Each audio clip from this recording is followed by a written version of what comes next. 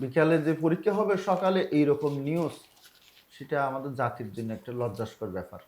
এখন যার সাথে আপনি আলোচনা করবেন ওনারা নিজেরাই এখন ঠিক নেই কোন পক্ষের সাথে করবেন। তখন কি আমার সংরক্ষণ থাকবে নাকি ব্যবসায়িক মানসিকতা থাকবে? প্রকৃতি নিয়ে যখন ব্যবসার সাথে জড়াই যাব তখন প্রকৃতি ধ্বংস হতে বাধ্য হবে। মানে সেন্ট মার্টিন পর্যটক, সেন্ট মার্টিন কি পর্যটকের জন্য উপযুক্ত? সম্মানিত শ্রুতি, প্যানোয়া নিউজ থেকে আপনাদেরকে স্বাগত জানাচ্ছি আমি নির্বাণ পাল। আমাদের প্রতিদিনের অনুষ্ঠান সংবাদপত্রে কক্সবাজার থেকে আপনাদেরকে স্বাগত জানাচ্ছি। সংবাদপত্র পাঠ ও পর্যালোচনায় আজকে আমাদের সাথে অতিথি হিসেবে এসেছেন সম্মানিত সাংস্কৃতিক কর্মী, আমাদের কক্সবাজারের সংস্কৃতি আন্দোলনের অন্যতম পুরোধা ব্যক্তিত্ব, রামু সরকারি কলেজের বিজ্ঞান বিভাগের শিক্ষক। স্যার, আপনি নিজে যদি আপনার পরিচয়। না, আমি শহীদুল হক কাজল, রামু সরকারি কলেজের আইসিটি বিভাগের সহকারী অধ্যাপক। আমি শিক্ষার সাথে সংস্কৃতির এবং উন্নয়ন কর্মকাণ্ডের, পরিবেশ উন্নয়ন কর্মকাণ্ডের সাথে কাজ করি। আজকে কথা বলার সুযোগ দেওয়ার জন্য ধন্যবাদ জানাচ্ছি। ধন্যবাদ আপনাকেও। যথারীতি আমাদের অনুষ্ঠানের নিয়ম অনুযায়ী আমরা কক্সবাজার থেকে প্রকাশিত সংবাদপত্রগুলো শিরোনামখানি আপনাদেরকে পড়ে শোনাবো। আমাদের হাতে যে সংবাদপত্রগুলো আসছে, শুরুতে দৈনিক কক্সবাজার। কক্সবাজারের হেডলাইন, লবণ আমদানির সিদ্ধান্তে ক্ষুব্ধ চাষিরা। আপনি জানেন যে লবণ চাষের সাথে আপনার নিবিড় যোগাযোগ ছিল। যে সরকার মাঝে মধ্যেই সিদ্ধান্ত পরিবর্তন করে লবণ আমদানি করার জন্য আমাদের কৃষকরা কপালের ঘাম পায়ে ফেলে লবণ উৎপন্ন করে। লবণ 90% লবণ কক্সবাজারেই উৎপন্ন হয়। এই লবণগুলো না কিনে সরকার শিল্পের নাম দিয়ে বাইরে থেকে লবণ কিনে আনে। আমাদের এখানে কেজি বিক্রি হয় 4 টাকা, মন বিক্রি হয় 150 টাকা, কিন্তু 1 কেজি লবণেই প্যাকেট করে 60 টাকা কিনতে হয়। এই যে একটা সিসিং ফাঁক, নিশ্চয়ই স্যার এটা নিয়ে আপনি কথা বলবেন। আরেকটা সাবহেড ওরা করেছে, আজ সরকারি প্রাথমিকে সহকারী শিক্ষক নিয়োগ পরীক্ষা। যদিও নিয়োগ পরীক্ষা বলছে, সম্ভবত ওখানে প্রশ্ন ফাঁস হয়ে গেছে, এরকম একটা নিউজ সকালে চোখে পড়েছে, আমি জানি না। আপনি যদি একটু একটু বিস্তারিত বলেন। দ্বিতীয় যেই পত্রিকা আমার হাতে আছে, দৈনিক আজকের কক্সবাজার, ওনারা শিরোনাম করেছে, আগের মতো পাতানো নির্বাচন হবে না ইসি। পরে ওরা সাবহেড করছে, ভোটের আগেই এমপি হাসনাত মঞ্জুরুল করতে পারবে না নির্বাচন। কি কারণে নির্বাচন করতে পারবে না, কেমনে আগেই হয়ে গেল, আপনি একটু বলবেন। বাইশারিতে অগ্নিকাণ্ডে 4 পরিবারের সর্বস্ব পুড়ে যায়। এই যে স্যার, শীতের মৌসুমের আজ থেকে আমরা নানা জায়গায় খবর, কখনো বাড়ি কখনো বাজার, এই যে পুড়ে ছাই হয়ে যাচ্ছে। আমরা যে অগ্নি নির্বাপনে সচেতনতা তৈরি করতেছি, আমাদের অগ্নি প্রতিরোধের সক্ষমতা কম, যথেষ্ট পরিমাণে ইকুইপমেন্ট নাই, ফায়ার ফাইটিং গাড়ি নাই, ফায়ার ফাইটার নাই। কিন্তু আমরা যে স্কুল কলেজে সচেতনতা তৈরি করব, আপনি স্কুলের সাথে কলেজের সাথে দীর্ঘদিন ধরে জড়িত, এই যে অগ্নি সচেতনতা তৈরির যে ব্যাপারটা, আমরা পিছায় যাচ্ছি, এটা নিয়ে একটু বলবেন। হাতে আছে দৈনিক রূপালী সৈকত, যথারীতি হেডলাইন, লবণ আমদানি সিদ্ধান্তে মহেশখালীতে চরম হতাশা, ক্ষোভ হতাশায় হাজারো চাষি। খুন, এরা বড় করে হেডলাইন করেছে, খুনের পর খুন, প্রতিদিন সারা দেশে গড়ে খুন 11 খুন।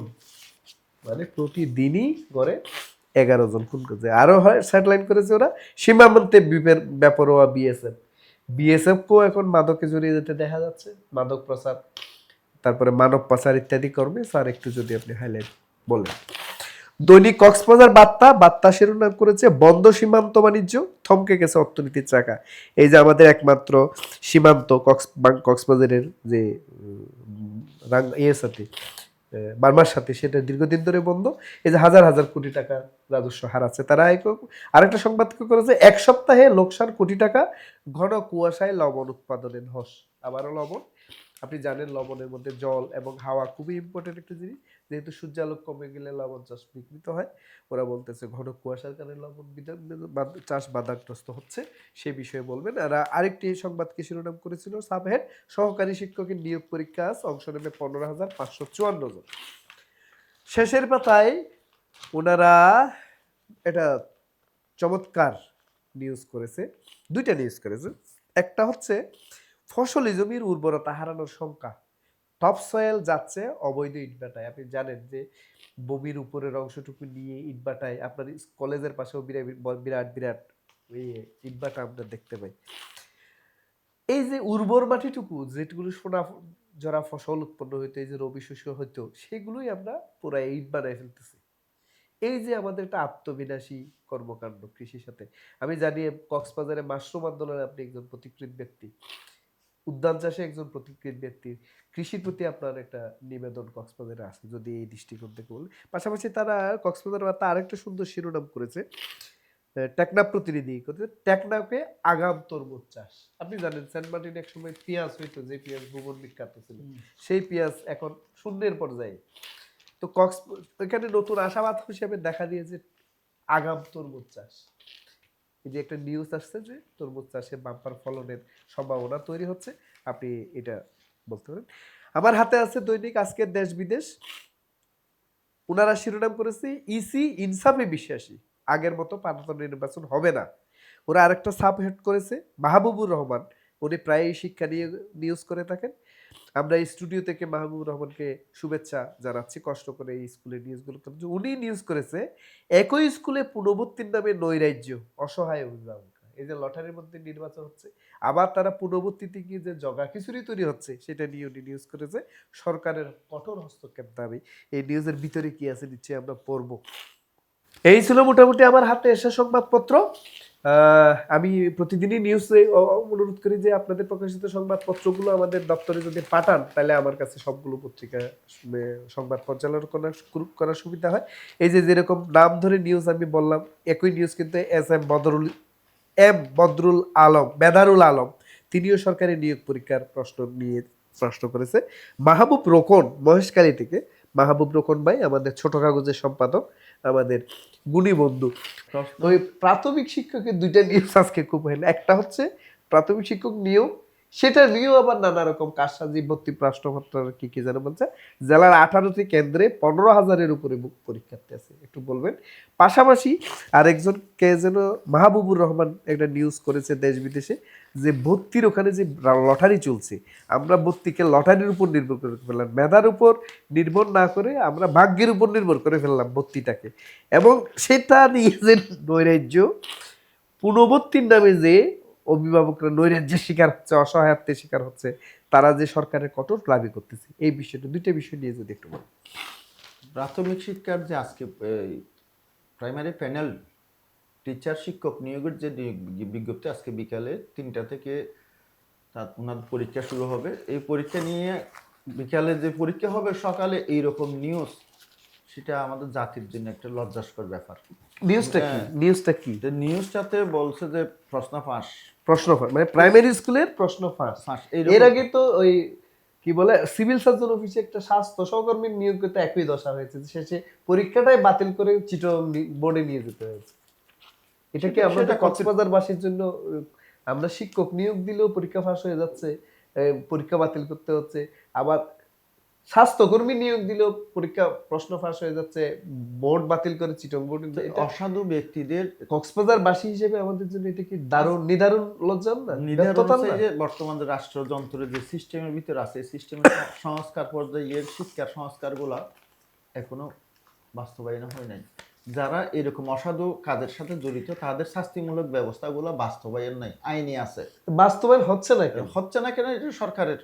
আগে তো আমরা একটা দলীয় সরকার ছিল, তাদেরকে দোষ দিতাম, তাদের নৈরাজ্যকে দোষ দিতাম, কিন্তু এখন তো কোনো দলীয় সরকার নেই, তারপর আমরা পাচ্ছি না। যারা পরিচালনা করছে, এটা নৈতিক স্খলন। ওনাদের চিন্তা করা উচিত যে মানে এদের নৈতিক শক্তির অভাব, নৈতিক বলের অভাবের কারণে এরা এটা বাস্তবায়ন করতে পারতেছে না। যতক্ষণ পর্যন্ত নৈতিকভাবে পরিবর্তন আসবে না, এতক্ষণ আপনি দেশের জন্য। আচ্ছা, আমি একটু শিক্ষকটা এক পাশে রেখে যদি ছাত্রবর্তীর ব্যাপারটা বলি, আপনার কি মনে হয়? আপনি তো শিক্ষা আন্দোলন নিয়ে দীর্ঘ সময় কাজ করেছেন, কি মনে হয় স্যার? এটাতে এক পর্যায়ে ওইখানে আন্দোলন গিয়াতে করছে যে ভর্তি লটারিতে, লটারির আগে মেধাতে বৈষম্য ছিল, সিস্টেমের ভিতরে দুর্নীতি বন্ধ করার জন্য লটারি সিস্টেম আসে। এটা কি মাথা কেটে ফেলার নীতি? মানে মাথা ব্যথা হচ্ছে, আমি মাথা কেটে, এটা হচ্ছে ভর্তিটা লটারির মাধ্যমে আসলে দুর্নীতি কমবে, পরীক্ষায় কিছুতেই দুর্নীতি অনলাইন ভিত্তিক নিয়ে আসার একটা যে সিস্টেমে আনতে চাইছিল, এটা এখনো চলমান আছে। আর পুনর্বর্তী যেটা বলছেন, সেটা হচ্ছে ক্লাস 6 একটা ছেলে লটারিতে ভর্তি হলো, ওনার এখানে পুনর্বর্তীর কোনো সিস্টেম নাই। সপ্তম শ্রেণী, অষ্টম শ্রেণী, নবম শ্রেণী, ওইখানে গিয়ে যে আবার পুনর্বর্তী, এটা পুনর্বর্তী না, সেশন ফি। আমরা সাধারণ অভিভাবকরা যারা আছি, এটা পুনর্বর্তী এখানে আজকে যে নিউজটা লিখেছে এখানে ওনারা- বেদারুল আলম নিউজ করেছে হ্যাঁ, দেশ বিদেশে লিখেছে আমাদের উনি বন্ধু ওই শব্দটা জানে না, পুনর্বর্তী যেটা আছে মাহবুবুর রহমান, মাহবুবুর রহমান এটা দেশ বিদেশে নিউজ করেছে। এটা হচ্ছে ক্লাস 7 ভর্তি, 7 তো লটারি নাই না, উনি বলছে যে কি এই যে যে পুনর্বর্তীর নামে নৈরাজ্য হচ্ছে না, এখানে ষষ্ঠ উনি শ্রেণীতে। স্পেসিফিক কথাটা, এটা হচ্ছে সেশন ফি নাই একটা উনি বলছেন, আমি পরে শোনাই, তারা চলতি বছর সপ্তম, অষ্টম এবং দশম শ্রেণীতে বায়তুসদ্দারি একাডেমিতে পুনর্বর্তী করাতে গিয়ে চরম আর্থিক সংকটের মধ্যে পড়েছে। কিছু অভিভাবকের উনি নাম বলছেন। না, অভিভাবকদের প্রত্যেক স্কুলে যার যার প্রতিষ্ঠানে যারা চালাতে গেলে সেশন ফি নেই ক্লাস 7-এ। ওটা কি পুনর্বর্তীর নামে নেই? না, পুনর্বর্তীর নামে এখন চালু হয়ে গেছে, এটা মুখোমুখি চালু, আসলে প্রচলিত প্রচলিত এটা হচ্ছে সেশন সেশন ফি। একটা স্টুডেন্টের সেশন ফি হবে তার স্পোর্টস, তার সাংস্কৃতিক, বিতর্ক, বিজ্ঞান, তারপরে একটা প্রতিষ্ঠানের একজন কর্মচারী।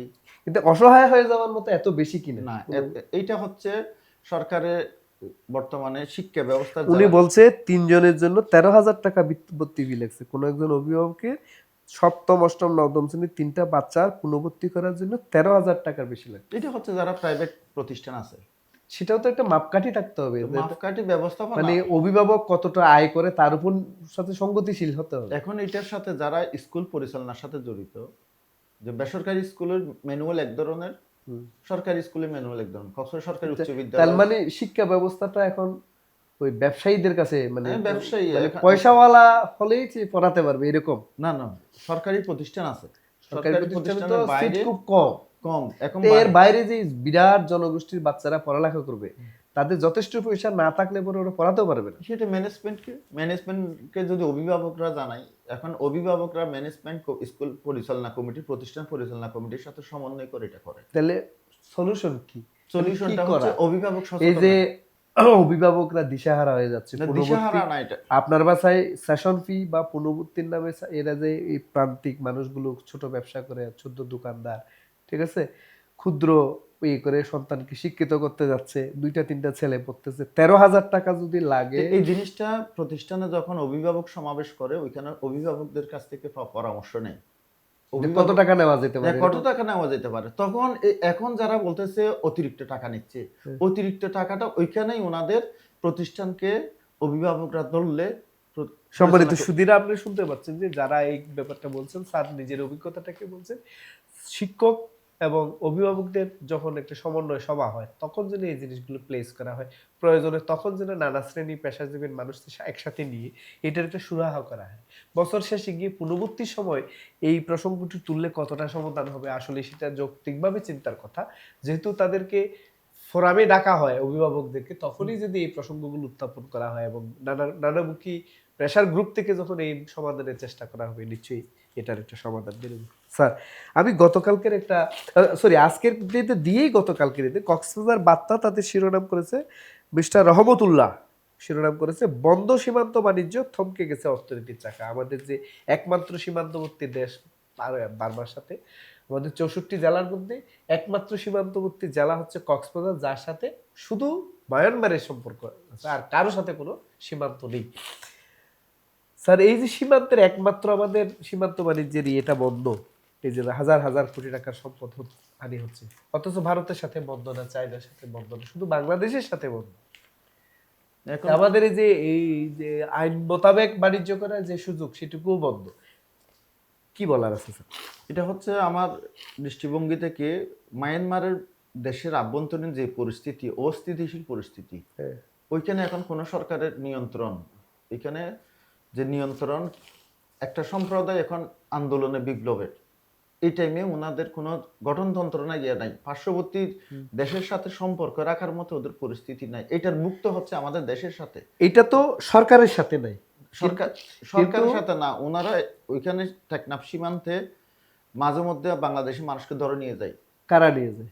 মায়ানমারের সরকারি বাহিনী না বিদ্রোহী বাহিনী? বিদ্রোহী বাহিনী হোক, সরকারি বাহিনী। এই প্রসঙ্গে আমি বলতেছি, ধরে নিলাম 1000 বছর ধরে সরকারি বাহিনী ওটা দখল করতে পারলো না, 1000 বছর ধরে বেসরকারি আরেকটা গোষ্ঠী আমাদের এই সীমান্ত সংলগ্ন এলাকার নিয়ন্ত্রণ বজায় রাখলো, তাহলে কি আমরা তাদের সাথে কোনো সংলাপে যাবো না? না 1000 বছর আমরা সরকারের সাথে আলোচনার জন্য বসে থাকবো?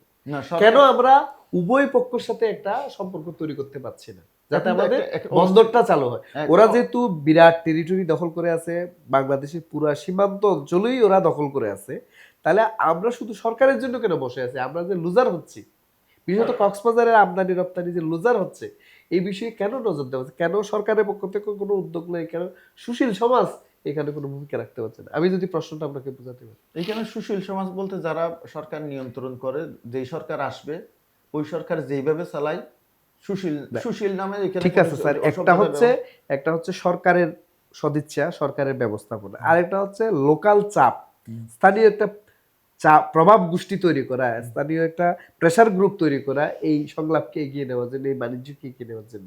চেম্বার অফ কমার্স হতে পারে, এখানকার স্থানীয় ব্যবসায়ীরা হতে পারে, এখানকার শিক্ষিত বিদ্যুৎ জনগোষ্ঠী হতে পারে, সাংবাদিকরা হতে পারে, শিক্ষকরা হতে পারে। মানে কেন একটা ফোরাম কথা বলছে না?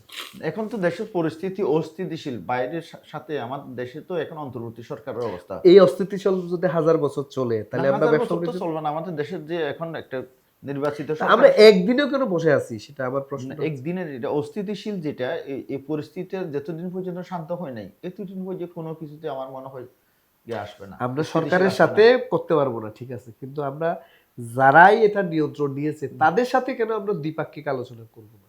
পৃথিবীর অনেকগুলো দেশ তো তাদের দ্বিপাক্ষিক আলোচনার মধ্যেই সমাধান করে, ওরা আন্তর্জাতিক ফোরামেও যায় না। এখন যার সাথে আপনি আলোচনা করবেন, হ্যাঁ। ওনারা নিজেরাই এখন ঠিক নেই কোন পক্ষের সাথে করবেন।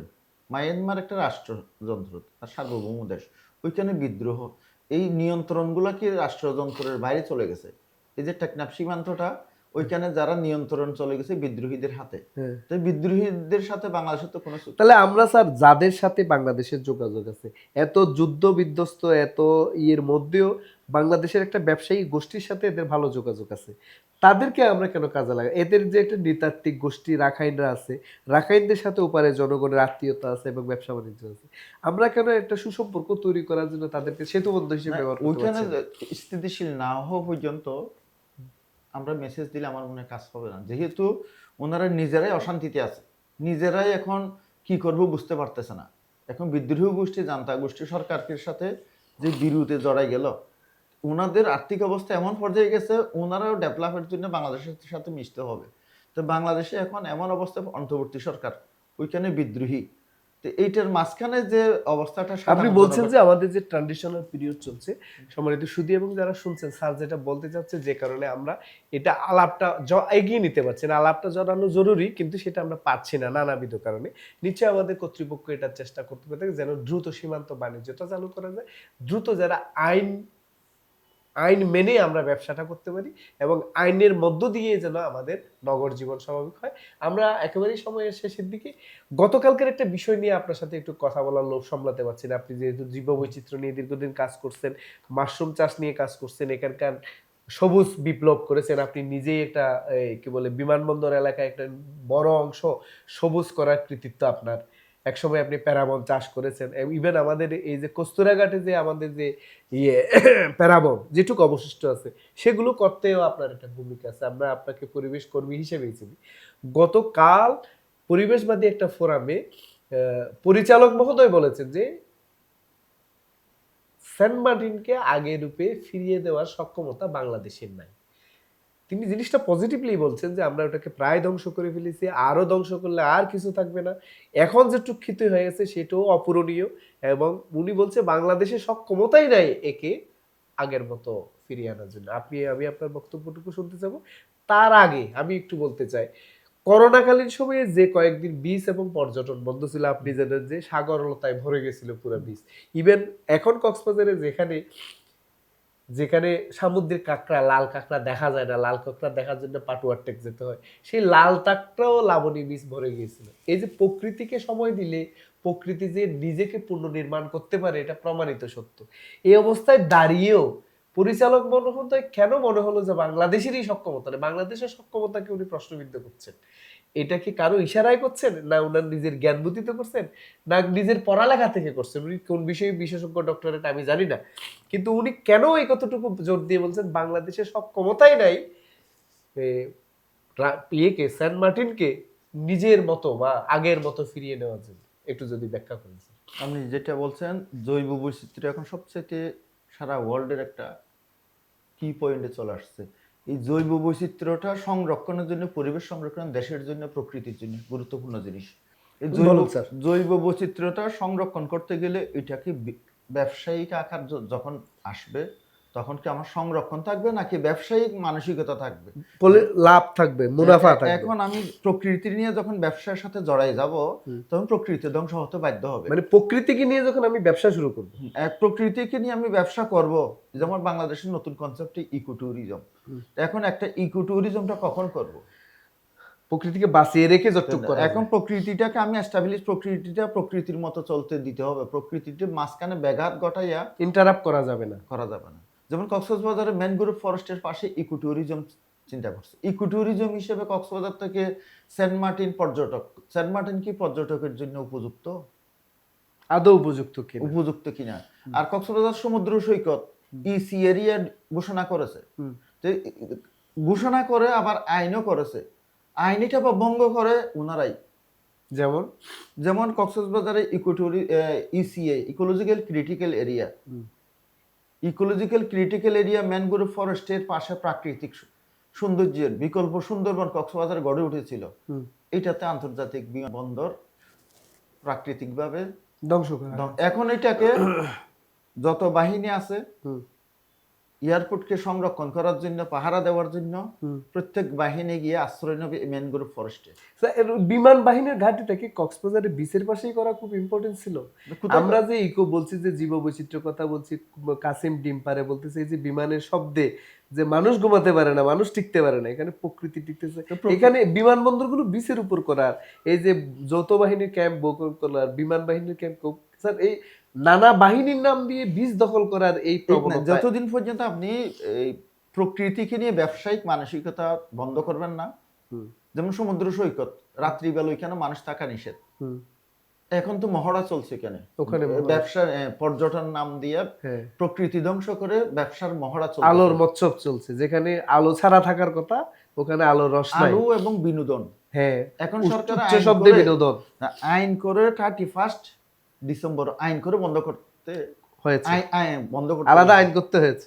এখন আপনার ইসি এরিয়া সমুদ্র সৈকতের পাশে সি বিচ এরিয়াতে যদি খাকরার অভয়ারণ্য বন্ধ করা যায়, তারপর সাগরলতা বন্ধ করা যায়, আরে কি কি বন্ধ করলে আমি কিভাবে লাভবান হব, ওইখানে কোন ব্যবসাটা চলবে, সেটা যদি রাষ্ট্রযন্ত্রের মানুষ জড়িত থাকে, এই প্রজেক্টে ওইখানে দিলে, সমুদ্র সৈকতে গিয়ে দেখেন ওইখানে রাত্রে নিরিবিলি থাকার জায়গা নাই, নিরিবিলি বসার সুযোগ নাই ওইখানে। এখন ওই যে যারা ব্যবসায়িক মানসিকতা, ওনাদের নিজস্ব জ্ঞা দিয়ে সরকারি যন্ত্রের মানুষগুলোর পর্যন্ত করাপ্টেড করে ফেলছে। যতদিন সচেতন এবং বাস্তবায়ন আইনের প্রয়োগ, সরকারি প্রশাসন যন্ত্রে যতক্ষণ এই করাপ্টেড মানুষগুলো থাকবে, ততক্ষণ আসলে আমাদের এই ইকো ট্যুরিজমের স্বপ্ন, ইকো ট্যুরিজম বলেন, প্রকৃতি বাঁচানোর স্বপ্ন অধরা থাকবে। ধন্যবাদ, ধন্যবাদ, ধন্যবাদ আপনাদের সবাইকে।